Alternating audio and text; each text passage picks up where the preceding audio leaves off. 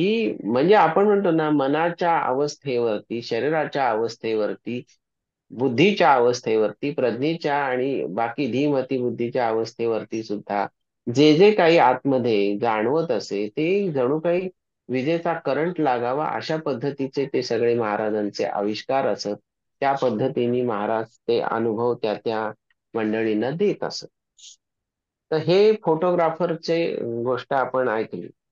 आता आणखीन एक गोष्ट, महाराज मध्य प्रदेशात गेले होते आणि तिथे काय झालं की दरोडेखोरांची एक टोळी त्यांच्या दृष्टीपथात आली. वास्तविक ते दरोडेखोर साध्या वेशात होते, पण महाराजांनी त्यांना ओळखलं की हे दरोडेखोर आहेत म्हणून.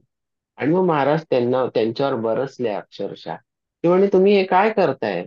तुम्ही दरोडेखोर आहात, पण तुम्ही जो काही धंदा मांडलेला आहे त्या धंद्याची परिणिती कशी होणार आहे तुम्हाला माहिती आहे का? अरे तुम्ही म्हणे पुढच्या अनंत जन्मांची आणि अनंत जन्मांमधल्या उतरंडीची वेगळी करून ठेवताय. किती वाईट कर्म तुम्ही पेरून ठेवले. खून करायचे, दरोडा घालायचा, लुटालूट करायची, धन लुटायचं. किती केवढी अपरिमित अशी तुम्ही हे करून ठेवलेली आहे पुढच्या जन्मांची बेगी. जर ह्याच्यातनं सुटायचं असेल तर मी सांगतो तसं करा, की आजपासून हा धंदा बंद करा. कष्टाने जे कमवाल ते कष्टाची भाकरी गोड मानून खा.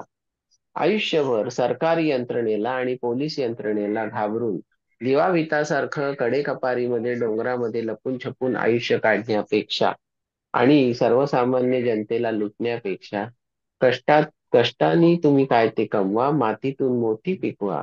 त्याच्यातनच तुमचा सगळा पुढचा कार्यभाग साधला जाईल आणि तुमची आतापर्यंतची जी काही कुकर्म तुम्ही केलेली आहे ती सुसह्य कशी होती हे बघण्याचं काम माझं. पण कारण मी तुम्हाला याच्यातनं बाहेर पडा असं सांगतोय, त्याप्रमाणे ते दरोडेखोर खरोखरी म्हणजे त्यांच्या आतमध्ये कुठेतरी काहीतरी हल्लं असावं त्या दगडी काळजांच्या माणसांच्या मध्ये. त्यांनी महाराजांना शरण आले ते सगळे आणि ते म्हणाले, आजपासून खरोखर आमचा हा पारंपरिक पिढीजात धंदा बंद. आम्ही आजपासून अक्षरशः कष्ट करून खाणार. फक्त तुम्ही एवढंच करा, तुमची कृपा अखंड आमच्यावरती राहू दे. महाराजांनी त्यांना तो तथास्तुचा आशीर्वाद दिला आणि ते दरोडेखोर सन्मार्गाला लागले. म्हणजे थोडक्यात काय, महाराजांचं जे कार्य होतं ते काही फक्त भक्त उद्धरणं, म्हणजे आपण म्हणतो ना अंतरंग शिष्य निर्माण करणं किंवा एखाद्याला ज्ञानेश्वरी वाच किंवा एखाद्याला आणखीन कसला उपदेश करणे एवढ्यापुरतच मर्यादित नव्हतं. समाजामध्ये ज्या ज्या ठिकाणी ज्या ज्या विसंगती आहेत, समाजामध्ये ज्या ज्या ठिकाणी ज्या ज्या लोकांना उद्धरायचंय अशांसाठी सुद्धा महाराज तळमळीने काम करत असत. म्हणजेच काय, जगाच्या कल्याण संतांच्या विभूती असं आपण जेव्हा म्हणतो, तर इथे संतांच्या विभूती म्हणण्यापेक्षा ही अवतार कार्यातली शिवविभूती होती की नाही. मग त्या शिवविभूतीने सुद्धा हे समाजाला उद्धरण्याचं पण काम केलेलं आहे. नुसती ठराविक नावं घेतली आपण आणि त्यांना उद्धरलं महाराजांनी, ते अंतरंग शिष्य आहेत, त्यांच्या बाबतीत महाराजांनी चमत्कार घडवला असं नसून सामष्टीवरती सुद्धा परिणाम करणाऱ्या अनेक गोष्टी महाराजांनी स्पर्श केलेल्या आहेत आणि त्याप्रमाणे त्या त्या लोकांना त्यांनी उद्धरलेलं आहे. मुंबईला महाराजांचा एक गरीब भक्त होता. अतिशय बेताची परिस्थिती होती. त्याच्या मनामध्ये अशी ईर्ष्या किंवा महत्वाकांक्षा निर्माण झाली की आपण अतिशय श्रीमंत व्हावं, धनाढ्य व्यापारी म्हणजे धनाढ्य व्हावं आपण, आपल्याला व्यापार उदीम काहीतरी तो चांगला जमावा. कारण त्याच्या डोक्यात हेच होतं की साधे साधे कष्ट करून पैसा मिळत नाही, पण व्यापार केला तर पैसा मिळतो. आणि तो महाराजांच्या मागे लागला की महाराज मला धनवान बनवा. तर महाराजांनी ते उडवून लावलं. महाराज म्हणाले, अरे कशाला तुला धन हवंय? आहेस तो ठीक आहेस की. तर तो म्हणाला, नाही नाही मला तसं पाहिजे. तर महाराज म्हणाले, अरे नको, नसते कर्मभोग आणखीन कशाला पाहिजे? तो म्हणला, ते मला माहिती नाही, मला धन पाहिजे, म्हणजे लक्ष्मीनी माझ्या घरी पाणी भरलं पाहिजे, इतकं धन पाहिजे. महाराज म्हणाले, देतो. महाराजांनी ती कृपा केली त्याच्यावरती, त्याला धन मिळालं, तो धनाढ्य व्यापारी झाला, मुंबईचा प्रसिद्ध व्यापारी झाला. पण त्या दिवसापासून महाराजांनी त्याचं घर टाकलं. ते त्याच्या घरी जाईनात आणि त्यांनी जाणं येणं बंद केलं, कायमचं बंद केलं. आता आणखीन काही गमतीशीर गोष्टी आहेत. त्याच्यामध्ये कसं असतं की आम्ही गुरुमंत्र घेतला. आम्ही साधना करतोय, पण अनुभव नाही. साधनेमध्ये रममाण होता येत नाही. ध्यान करता येत नाही. ध्यानामध्ये लीन होता येत नाही. म्हणजे ध्यानामध्ये त्या अवस्थेमध्ये सतत राहता येत नाही. अशी जी काही मंडळी त्या काळी सुद्धा होती. मग ते सोम्या गोम्या कोणाचे गुरुमंत्र घेतले असतील त्यावेळेला ती मंडळी महाराजांपाशी येत असत. महाराज त्यांना अल्पसा उपदेश करीत आणि त्यांच्या डोक्यावर हात ठेवत. त्यावेळेला त्यांची कुंडलिनी जागृत होत असे त्या त्या व्यक्तींची. आणि मग ध्यानात कसं रममाण व्हायचं, साधनेमध्ये कशी वाटचाल करायची, ह्याचा बरोबर मार्ग महाराज त्यांच्या अंतरीचा ज्ञान दिवा उजळून त्यांनाच दाखवत असत आणि त्याप्रमाणे त्या व्यक्तींची वाटचाल होत असे. अशी अनेक मंडळी वाट चुकलेली त्या सगळ्यांना महाराजांनी वाटेवर आणलं, सन्मार्गावर आणलं आणि साधनेच्या गूढ गंभीर गाभाऱ्याप्रत नेलं महाराजांनी. अशी अनेक मंडळी सुद्धा त्यांनी उतरलेली आहेत. वास्तविक कुंडलिनी जागृती वगैरे या गोष्टींबद्दल आपण बोललेलो आहोत. पण कुंडलिनी जागृती ही 1,000 रुपयात होत नाही, 2-1 हजार रुपयात होत नाही आणि इन्स्टॉलमेंट बेसिसवर तर मुळीच होत नाही कुंडलिनी जागृती. महाराजांसारखा ज्येष्ठ आणि श्रेष्ठ असा अवतारी पुरुषच तुमच्या डोक्यावर किंवा तुम्हाला स्पर्श करून तुमची कुंडलिनी जागृत करू शकतात. कुंडलिनी जागृत करणं म्हणजे शिवानी शक्तीला जागृत करणं आहे. तो शिव तिथे साक्षात उपस्थित होताना महाराजांच्या रूपाने तो या सगळ्यांच्या बाबतीत हे कार्य करत असे. आणखीन एक कथा ऐकू. महाराज एकदा बिलिमोरियाला गेले. एका कारखान्याच्या आवारात माझ्या पादुका आहेत असं त्यांनी सांगितलं. त्या कारखान्यात दाखवलं त्यांनी कुठला. पण लोकांचा विश्वास बसेना. असं कसं पादुका असतील त्या आवारामध्ये कुठेतरी. मग महाराजांनी काय केलं त्यांच्या नेहमीच्या खाक्याप्रमाणे की त्या कारखान्याचे जे व्यवस्थापक होते त्यांना स्वप्न दृष्टांत दिला की तुमच्या कारखान्याच्या आवारात माझ्या पादुका आहेत आणि मी ज्यांना ज्यांना सांगितलं ती लोक त्याच्यावर अविश्वास दाखवत आहेत. तर ते व्यवस्थापक जेव्हा सकाळी जागे झाले तेव्हा ते म्हणाले की असेल, हे खरं आहे. कारण त्यांच्याही कानावरती त्या गोष्टी आल्या होत्या आणि आज त्यांना तो दृष्टांत झालेला. मग त्यांनी तिथे साफसूफ करून त्या आवारामध्ये खोदाखोद करायला सुरुवात केली. मजूर लावले सगळीकडे आणि खरोखरी तिथे 2 पादुका मिळाल्या. तर त्या महाराज तिथे उपस्थित होते. महाराज ते सगळ्या उकराउकरी चालली होती त्या पादुकांसाठी तेव्हा. तर ते म्हणाले मी तुम्हाला सांगितलं नव्हतं का माझ्या पादुका या आवारामध्ये आहेत. तर त्या पादुका महाराजांनी स्वतःच स्थापन केल्या बिलिमोरियाला त्या कारखान्याच्या आवारात आणि त्याची नित्य पूजा करण्यासाठी आपल्याच एका भक्ताला नेमलं आणि त्याची व्यवस्था व्यवस्थित लावून दिली. तर ह्या पद्धतीने सुद्धा महाराजांचा जो आविष्कार आहे, वास्तविक पादुका, मूर्ती, त्याच्यानंतर त्रिकाळ पूजा वगैरे वगैरे गोष्टींचा महाराजांनी नेहमीच विरोध केलेला आहे. महाराज म्हणतात ह्या सगळ्यामध्ये तुम्ही अडकू नका. हे सगळं फोल आहे. तुम्ही निर्गुण तत्वाची आराधना करा. हे महाराजांचा संदेश स्पष्ट होता. तरी सुद्धा मग महाराजांनी ह्या पादुकांचा हा सगळा संसार का मांडला असावा आणि त्यांनी त्या काढून द्यायला का सांगितलेला असावा. पुन्हा आपण तिथेच आलो त्या पॉइंट वरती की त्याच्या मागचा कार्यकारण भाव काही आपल्या लक्षात येत नाही. पण तरी सुद्धा असं म्हणायला वाव आहे की ज्यांना फक्त सगुणातच रमायला आवडतं, ज्यांना फक्त सगुण भक्तीच श्रेष्ठ वाटते, त्यांच्यासाठी हे असे काही काही दाखले महाराजांनी दिलेले आहेत किंवा अशा घटना घडवलेल्या आहेत. ते त्यांच्यासाठी होत. पुण्याला डॉक्टर भोई म्हणून होते. त्यांच्या आपण 2 कथा ऐकलेल्या आहेत की एकदा ते गाडीतनं पडले तेव्हा त्यांना महाराजांनी वाचवलं आणि एकदा शेतामध्ये तो नाग आणि रस्त्यात ती म्हैस आडवी आली त्यावेळची गोष्ट. तर ते भोई डॉक्टर एकदा याला गेले होते अमरनाथ यात्रेला आणि अमरनाथ यात्रा अतिशय कठीण मानली जाते. आज बऱ्याच अंशी ती सोपी झालेली आहे पण त्या काळी ती फार कठीण होती कारण तेवढी संसाधनं नव्हती कुठल्याही गोष्टी. आणि अमरनाथ यात्रेमध्ये डॉक्टर भोई पायी चालण्यापेक्षा त्यांनी घोडा केला त्यावेळेला. म्हणजे ते खच्चर म्हणतो आपण. आणि ते त्यावर बसून ती यात्रेची वाटचाल करायला लागले. इकडे पहाड, इकडे खोल दरी आणि असं चालत असताना डॉक्टर भोईंच्या मनामध्ये असा विचार आला की जर का या दरीमध्ये कोणी कोसळलं तर काय होईल. असं ते मनात विचार आणताय तोच त्या घोड्याचा पाय सटकला आणि डॉक्टरांसकट तो घोडा त्या दरीमध्ये कोसळला. आता कोसळला म्हटल्यानंतर चिंध्या होणार अंगाच्या, इथे मृत्यू आलेलाच आहे. काय करावं? मनामध्ये महाराजांचं स्मरण केलं, एवढ्यात कोणीतरी भोईंचा हात धरला आणि त्या घोड्याचा लगाम धरला आणि त्या दोघांनाही उचलून जसं काही ठेवावं असं महाराजांनी तिथून त्या दोघांना मुख्य रस्त्यावर आणून ठेवलं. भोईंना परत त्या घोड्यावर बसवलं. पुढे त्यांचा वाटचाल सुरू झाली.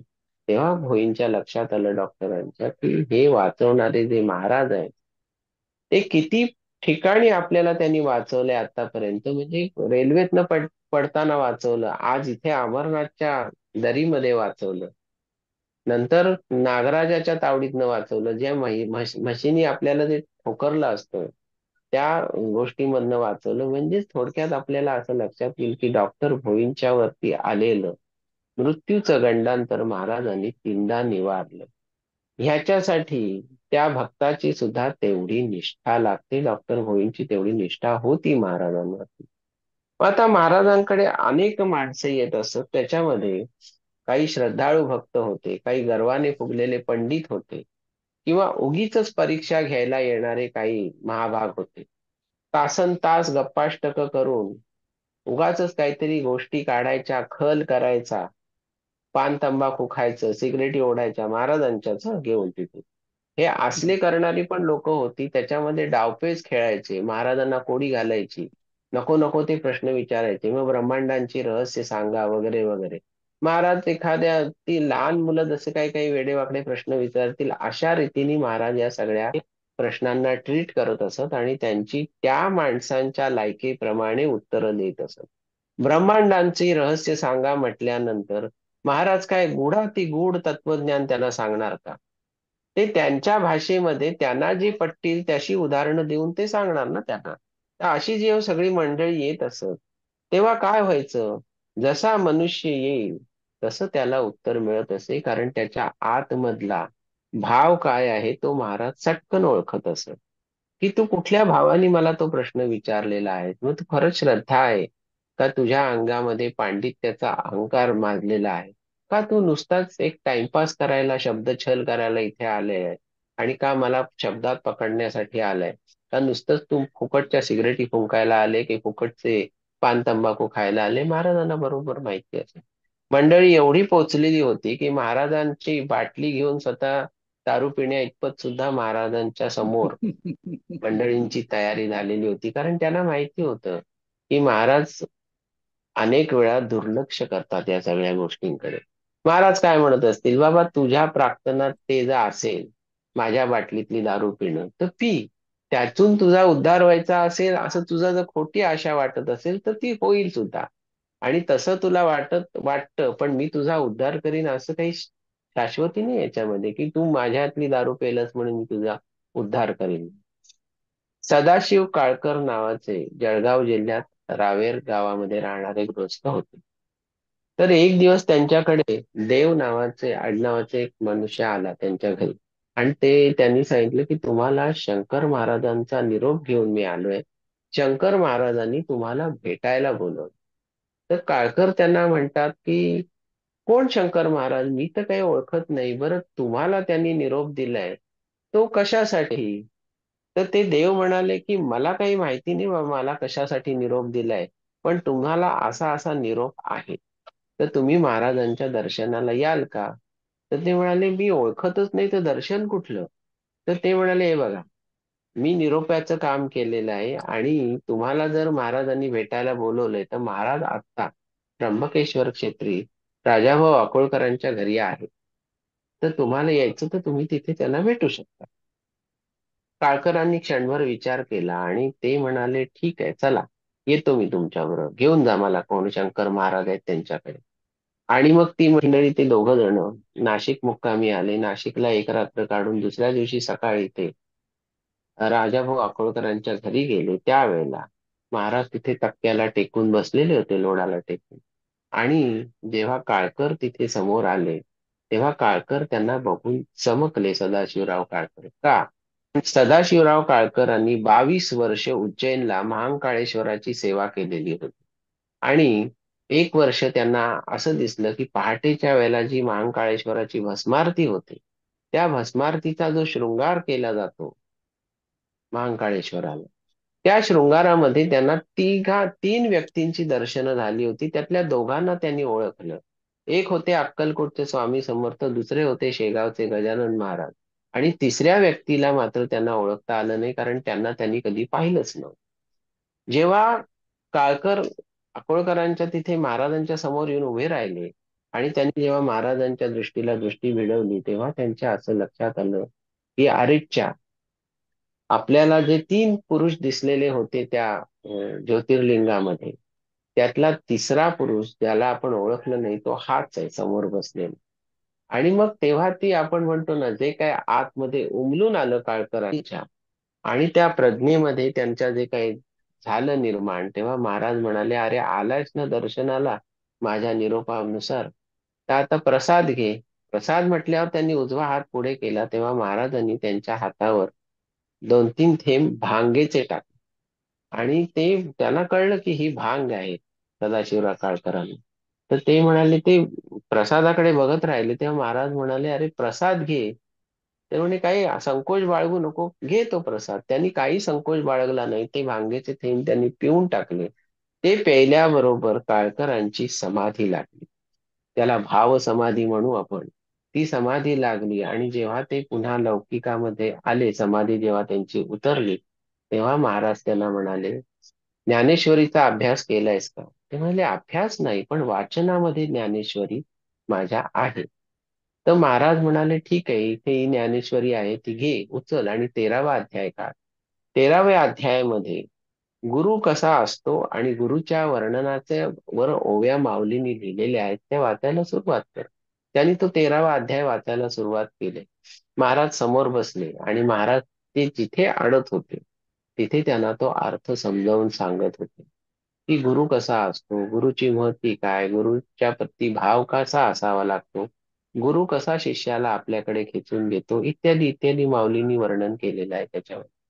ते काळकर ते वाचताना सद्गदित झाले आणि ते म्हणाले, यातलं बरचसं काही मला समजलं नाही, बरचसं काही डोक्यावरनं गेलं, पण एवढं मात्र समजलं की एकदा का आपल्याला आपला गुरु सापडला की त्याच्या चरणापासून आपण कुठेही दूर जायचं नसतं. मग माऊलींनी त्याच्यामध्ये ब्रह्मविद्येचा वगैरे उल्लेख केलेला आहे. तेव्हा काळकर म्हणाले, ती ब्रह्मविद्या वगैरे राहू दे बाजूला, तुम्हीच माझे सद्गुरू, असं म्हणून त्यांनी महाराजांचे पाय घट्ट धरले आणि त्यांचे अष्टसात्विक भाव जागृत झाले. पोटी त्यांना रडू कोसळलं काळकरांना. आणि मग काय झालं, महाराजांनी त्यांचा स्वीकार तर केलेलाच होता, कारण निरोप पाठवला होता महाराजांनी. महाराज असं कोणाला निरोप पाठवून बोलवून घेतात का? पण काळकरांना बोलवून घेतलं होतं त्यांनी. आणि इतरांना त्यांनी वाताकर्षण विद्येने जसं खेचून घेतात तसं खेचून घेतलं, पण काळकरांकडे निरोप्या पाठवून त्यांना बोलवून घेतलं. मग काळकर म्हणाले, की तुमच्यासारखी सद्गुरू माऊली असताना इतर बाकीच्या गोष्टींचं मला काय करायचं, मी ज्ञानेश्वरी वाचीन, पण ते सगळंच काही मला आत्मसात होईल अशातला भाग नाही. तुम्ही ते समजावून द्या. महाराज त्याप्रमाणे त्यांना ते एक एक गोष्ट समजावायला लागले. तेव्हा त्यांच्या असं लक्षात आलं काळकरांच्या, की मनावरती माऊलींनी किती लिहिलेलं आहे त्याच्यामध्ये, किंवा अंतरंगाबद्दल सुद्धा माऊलींनी 13व्या अध्यायात खूप काही रसाळ वर्णन केलेलं आहे. आणि मग झालं असं की महाराज समोर उपस्थित आहे आणि महाराजांच्या कृपेने आपोआप त्यांच्या अंतरंगामध्ये तो 13वा अध्याय बहरायला लागला. आणि मग काळकर म्हणाले, महाराज मला पदरात घ्या. तर महाराज म्हणाले, हे बघ, एकदा का आम्ही एखादा मनुष्य शिष्य म्हणून स्वीकारला, तर त्याला आम्ही कधीही कल्पांतापर्यंत सुद्धा अंतर देत नाही, त्यानंतरही कधी अंतर देत नाही. पण तरी सुद्धा तुझा जर असं वाटत असेल मी तुला पदरात घ्यावं, तर काळकर म्हणाले, की माझ्या सर्वस्वाचं दान करायला मी तयार आहे. तेव्हा महाराज म्हणाले, असं असेल तर मग तुझ्या कुळावर पाणी सोड. तर काळकरांनी हातात पाणी घेऊन महाराजांच्या पायावर अर्घ्य दिला आणि म्हणाले, आजपासून मी कुळावर पाणी सोडलं, सर्वस्वावर पाणी सोडलं, ह्या देहावर पण पाणी सोडलं, हा देहही तुमच्या पायाशी वाहिला. तेव्हा महाराज त्यांना म्हणाले, की तुला मी आता कायमचा स्वीकारला,